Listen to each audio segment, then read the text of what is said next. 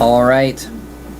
Up here in the upper left-hand side of Tal'Darim Altar is our Terran player. Currently without a team. He has tried to qualify a few different times. He's never had any success. Eliminated in the first round of WCG Korea. Will he be eliminated in the first round of Code A? It is Mujuk. And over here at the top right-hand corner of Tal'Darim Altar is our Zerg player. Recently left Team OGS and just today announced that he has joined Team Liquid. It is Liquid Zenio. And I'm curious to see what he's going to pull out this game. Just basically out-macroed and outplayed Mujuk at every turn in the last game. Yeah, Zenio, he's one of these players that he's been around in Code S for a long, long time. He's been just kind of hanging in there. He's one of those players kind of like Hongen or maybe Ensnare, I guess, that they've never really been in a position, they've never been at a level of play that they're capable of advancing far in the GSL, but they've been good enough that they've been able to stick around in Code S in the old format.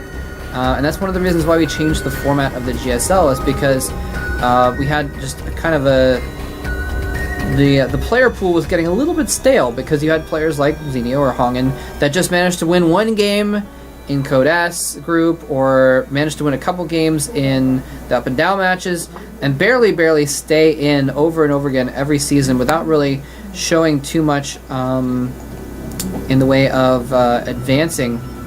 And so now with the new format, if you lose in the first if you're in your group, or even if you lose in the round of 16, you go down to Code A. Of course, you have to be eliminated 0-2 in your initial group to go down to the first round of Code A, and that's exactly what Zenio has done. He got eliminated in his group and went to, he went down to the up and down matches the previous season and lost down to Code A, actually.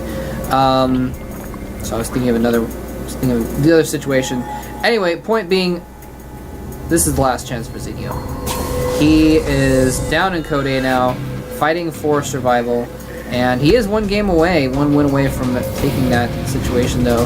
And this is a little bit interesting. He's actually put his depot up here, but then building his buildings back here and making a marine. And there's the reactor going down along with the factory. Standard reactor Hellion opening. The same one that I was confused by in the previous game for some reason. Anyway, Zenio going ahead and mining some gas. Pretty standard opening for him as well. Just going for a fast expansion build. Getting those queens out, getting enough gas for the speed upgrade, and he went for the mining the gas a little bit later so he can get a couple more drones out first, and now he's going to take those drones off gas, put them on minerals again, and start up the speed upgrade. Find 8 extra gas though. And queen pops out to help dispatch these SCV. Now with the SCV gone, Zenio can decide what he wants to do. He's actually put a creep tumor at the front of his base with that queen and injected with his main. Sometimes you see Zergs will actually do the opposite, where they'll put the creep tumor here with their main queen and then use the inject on their natural queen, and so that way you can connect your bases with creep, get your bases creeped up a little bit in case of banshees later on or something like that. So you never know when you're going to need to move your queens back and forth between your bases. So if we do have a Hellion run by or something like that, or a banshees, or a situation where he's going to need to get his queens back and forth, he will not be able to very easily. This Overlord, I love this Overlord placement. Sees the front door, sees all the units coming out. Now he did place his buildings back here, so he can't quite see the buildings with that Overlord, but it's always fun when they forget that this Overlord can be here, and they put all their tech buildings right here, and you can just scout them all the time just with that. Mujuk playing a little bit defensively, protecting his expansion here. He just got those 4 Hellions out, and it's just using this for map control, and that's why this is such a standard build in Zerg versus Terran, is because, or Terran versus Zerg I should say, because the Hellions give you that map control. The Zerg player cannot really get much except for Zerglings early on, and with only Speedlings they cannot go up against 4 Hellions. There's just no way that a Zerg player can really deal with that out in the open field, unless you go for masses of Zerglings, but then you're all in, and then if they make a couple extra Hellions, you just die.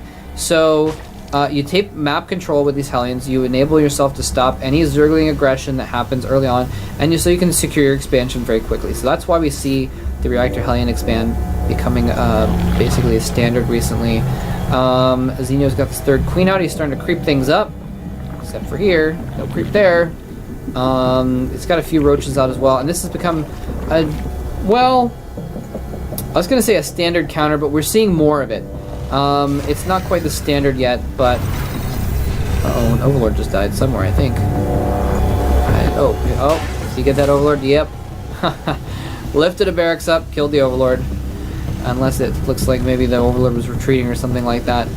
In any case, we do see players getting roaches to counter these Hellions a little bit more often. It's a smart move to do. Roaches are so good against Hellions, and you only need to make, 4 or 5 roaches to deal with a lot of Hellions. And here's the roaches. He's made actually more than 4 or 5 roaches. He might actually he's kind of doing the opposite now, where he's going to take map control basically. Look at the creep spread of Zenio. He is just creeping the place up so well. He's got the creep tumor going over here. He keeps laying down new creep tumors with this queen. He made an extra queen specifically for that. And of course, then he can also just run. Oh, I'm so sorry. I know you guys love the production tab. I completely forgot. I apologize. Won't happen again. Anyway, he's doing really well with creep spread, getting his third base up as well. So Zenio just looks to be macroing up a storm here, just like he did in the previous game, getting his roach upgrades, which is interesting and appropriate, since we do have Mujuk again going for the mech build, going for mass Hellions, and starting to add in some tanks. And here comes the Overseer. And is it going to see anything useful? And it's funny, there's actually no Marines here to deal with this Overseer, but it's going to run away regardless. All it needed to do was check out, okay, you know what, mass Hellions? That's all I need to know. I'm going mass roaches. And that Overseer is going to go ahead and get out of dodge as well. Nope, not going to get out of dodge. It's going to die in dodge, in or around dodge. Actually, may be able to get back to the queen. Where'd the queen go? Nope, queen went back after the third base, so... that Overseer is, well, nope, he stops giving chase. Never mind. Upgraded Overlord speed is a nice touch there, because that means that he is going to be able to run those Overlords away from Vikings and what have you. Now here's the thing though. Does that tip off Mujuk that he's getting roach drops? Because normally you don't see that Overlord speed so early. And, we saw him do drops before. And usually if you're going to go for drops, you want to get the speed upgrade for the Overlords as well, because otherwise they're just way too slow and they will die before they can actually reach their drop location. So I wonder if he's going to kind of catch on to that. A lot of roaches mounting up here as well. Banelings morphing in addition, and there is a huge roach drop loading up. Lots of Overlords full of roaches. He does have more roaches over here as well that he could load up if he wanted to. He's got extra Overlords. He could very well do that. Is Mujuk going to be able to deal with these? He's got a couple of Vikings out on the map, but they are way up here at the top, whereas the roach drop looks like it's going to head into the natural, and these Vikings are nowhere nearby, and of course there's not even enough of them to deal with this anyway. The Thors are on the way. The first Thor is on the way, but it is not going to be there in time. Here comes a giant roach drop. Is this going to be the end of Mujuk's Code A run? It's his first time in Code A, and he might lose right now. Roaches barreling in the front, as well as being dropped all over the tanks. Banelings just for good measure, and indeed, Mujuk GG's, as the roaches overrun his entire base from all angles, as well as the Zerglings. So OGS, formerly OGS, sorry about that, Liquid Zenio is going to go ahead and stay alive in Code A and advance to round number 2 of the Code A tournament with a quick 2-0 victory. 2-0, 2-0, 2-0 so far today. And yeah, so we're going to be going on pretty soon here. Very open and shut case there for Zenio and Mujuk. Mujuk just basically not quite at the level.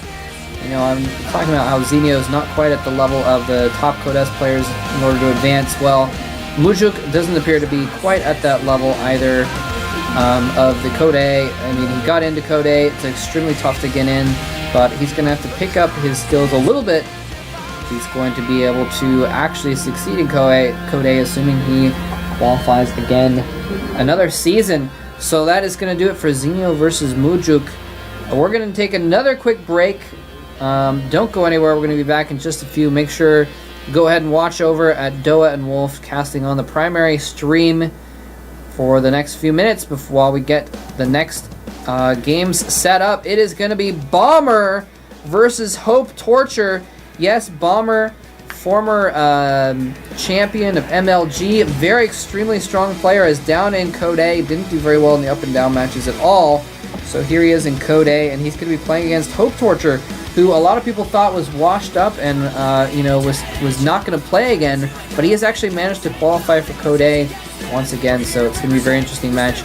We're going to get back to that in just about 5 minutes, so don't go anywhere.